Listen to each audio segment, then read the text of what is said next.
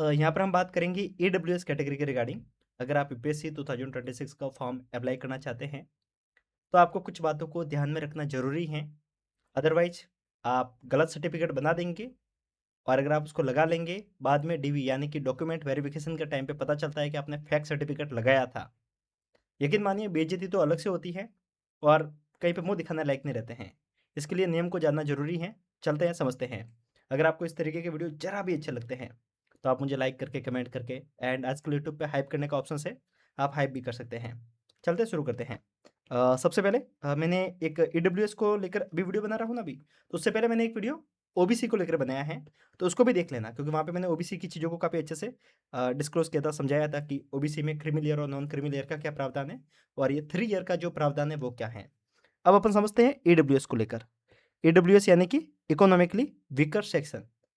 इसको समझिएगा कि अगर आप जनरल कैटेगरी से बिलोंग करते हैं, सबसे पहले इसको ध्यान में रखना, आप जनरल से होने चाहिए और आपका जो इकोनॉमिकली स्टेटस है वो कमजोर होना चाहिए। उस स्थिति में आपको ईडब्ल्यूएस यानी कि 10% रिजर्वेशन आपको मिलता है। अब ये जो क्राइटेरिया है वो क्या है वो समझ लेते हैं। सबसे पहला क्राइटेरिया है वो है इनकम का। इनकम, ठीक है। अब यहाँ पे जो मैं इनकम बता रहा हूँ वो आपके सारे इनकम को मिलाकर बता रहा हूँ, ठीक है। जो आपके एग्रीकल्चर लैंड से आ सकती हैं, कोई काम कर रहे हैं उससे आ सकती हैं, सैलरी के रूप में आ सकती है, किसी भी फॉर्मेट में इनकम हो सकती हैं। अगर आपके फैमिली की इनकम, अब यहाँ पे शब्दों को ध्यान में रखना, जब मैंने ओबीसी वाला नियम बताया था तब मैंने यहाँ पे फैमिली शब्द यूज ना करके पेरेंट्स शब्द यूज किया था। अब यहाँ पे मैं फैमिली शब्द यूज कर रहा हूँ। फैमिली शब्द का मतलब है कि उसमें आप खुद भी शामिल है, आपके 18 साल से कम उम्र के भाई बहन भी शामिल है और आपके माता पिता भी शामिल है। सबको मिलाकर अगर आपकी फैमिली की इनकम 8 लाख से कम है, इस केस में आप इस केस में आप ईडब्ल्यूएस के लिए एलिजिबल हैं। अगर इनकम ज़्यादा हो जाती है तो आप एलिजिबल नहीं हैं। और ये जो इनकम देखी जाएगी वो कब की देखी जाएगी? लास्ट फाइनेंशियल ईयर की। अब ये लास्ट फाइनेंशियल ईयर के अकॉर्डिंग ही होगी। जैसे कि हमने ओबीसी के लिए एक बात देखी थी कि ओबीसी में जो देखा जा रहा था वो लास्ट 3 ईयर में देखा जा रहा था और आपको लास्ट 1 ईयर का देखा जाएगा, ठीक है।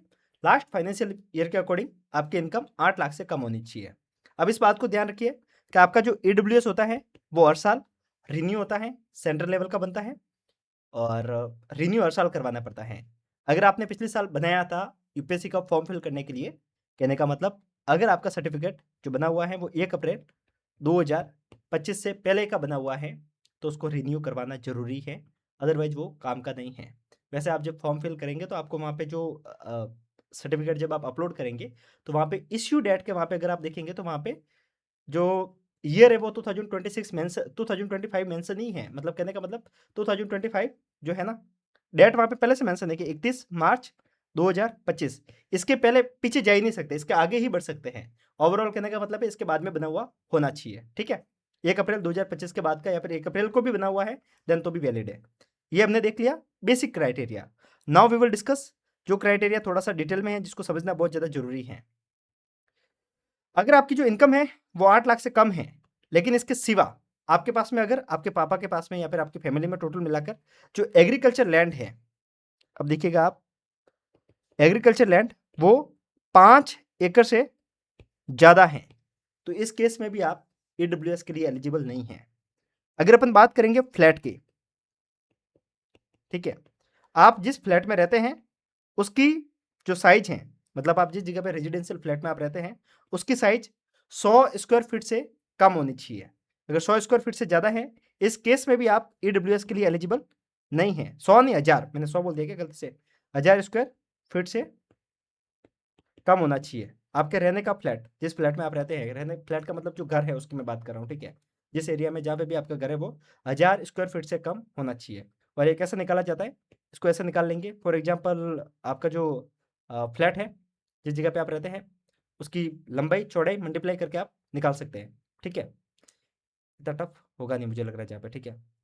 ऐसे लिखा हुआ है ना, 1000 ही है, 1000 स्क्वायर फीट है, ठीक है। अब अपन निकालेंगे इसके सिवा रेजिडेंशियल प्लॉट, मतलब जो प्लॉट बना हुआ, घर नहीं बना हुआ, उस केस में अगर आपका जो प्लॉट है वो किसी नगर पालिका, नगर निगम, कहने का मतलब जो शहरी एरिया है उस जगह पे है तो ये 100 स्क्वायर यार्ड, इससे ज़्यादा नहीं होना चाहिए। और ये एक प्लॉट में नहीं कह रहा हूँ, अगर आपका किसी जिले में 3-4 प्लॉट है तो सबको मिलाकर, ये नाप ध्यान में रखना, सबको मिलाकर 100 स्क्वायर यार्ड से कम होना चाहिए। और अगर आपका जो रेजिडेंशियल प्लॉट है वो किसी ग्रामीण एरिया में है, यानी कि जो नगर पालिका या फिर नगर निगम, नगर परिषद किसी इस एरिया में ना होकर, शहरी एरिया में ना होकर ग्रामीण एरिया में है, तो उस समय उसकी नाप 100 से बढ़ाकर 200 कर दी गई है। तो ये मतलब 200 स्क्वायर यार्ड, आप समझिए कि इससे कम होनी चाहिए। तो ओवरऑल इन तीनों क्राइटेरिया को आप, चारों को आप ध्यान में रखना।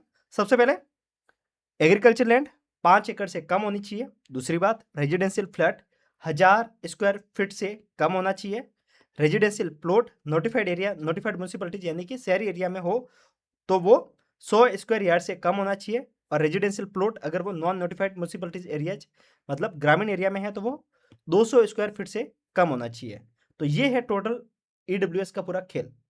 समझ में आया तो अच्छी बात है, नहीं आया है तो बार बार वीडियो को देख के समझो। मेरा काम इतना ही था कि मैं आपको जैसे तैसे करके समझाऊं, क्योंकि क्या है कि यूपीएससी का फॉर्म फिल करना इज लुक लाइक एज किसी टास्क को खत्म करना है। 2-2 3-3 घंटे तो ऐसे निकल जाएंगे, ऐसे समझ नहीं आएगा। मैंने जो फॉर्म, मैंने पहले सोचा कि इस बार इतनी दिक्कत नहीं होगी, क्योंकि इस बार यूपीएससी ने पिछली बार जितना परेशान किया था उतना तो क्यों ही करेगा, इस बार तो और ज़्यादा परेशान कर रहा है। पर खैर, पिछली बार की तरह एक दिक्कत नहीं है इस बार, कि पिछले साल जब हमने फॉर्म फिल किया था तो उसमें एक मेन दिक्कत थी कि बार बार साइट बंद हो रही थी। इस बार वो दिक्कत नहीं है एटलीस्ट। खैर, अगर वीडियो अच्छा लगा है लाइक करके बता सकते हैं, कमेंट कर सकते हैं, अपने दोस्तों के साथ में शेयर कर सकते हैं। एंड कुछ भी डाउट है कमेंट कीजिए, व्हाट्सअप कीजिए, इंस्टाग्राम पे मैसेज कीजिए, जिस पे भी मैं पहले ऑनलाइन आऊँगा वहाँ पे रिप्लाई दूंगा। ऐसा नहीं कि आपने मैसेज किया तुरंत आप मुझे कॉल कर लो, कॉल करोगे तो ब्लॉक करूँगा मैं, क्योंकि बार बार इतना मैं सहन नहीं कर सकता। बट हाँ, मैं कोशिश करूँगा, जहाँ तक होगा मैं रिप्लाई करूँगा। एंड आपसे भी मैं बोलूँगा कि अगर आपको कोई डाउट मतलब है, कमेंट कीजिए, और किसी को उसका जवाब पता है तो वो उसका रिप्लाई कीजिए। ऐसे करके म्यूचुअली चलेंगे तो मज़ा आएगा। बाकी मिलते हैं, तब तक के लिए नमस्कारम, जय हिंद।